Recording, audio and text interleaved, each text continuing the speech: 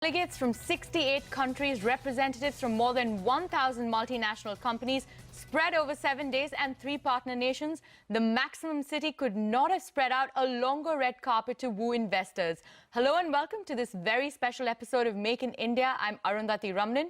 If day one was all about the grand opening ceremony and the delegates soaking in the Mumbai sun, day two is all about getting down to work, and we at CNBC TV 18 have been busy speaking to all the movers and shakers present at the Make in India week. There is something to be said about the speed of doing things, and as a country I think we need to give more premium on speed. And that's probably the issue. I think the coordination between the states and the center needs to be much more seamless. And I think that is the one issue that holds us back.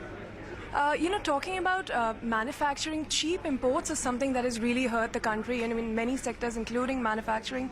Do you think something like MIP for steel, for instance, will be a big breather?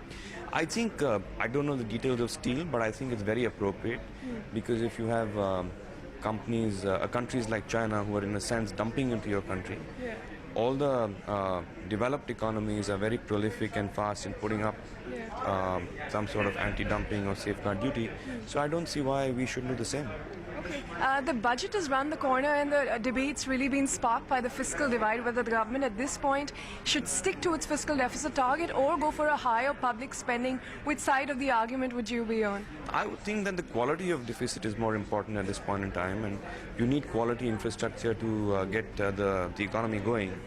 And I think whilst it would be, I'm sure, a fine balance for the finance minister, I would err on the side of fiscal prudence, but focusing more on the quality of the deficit.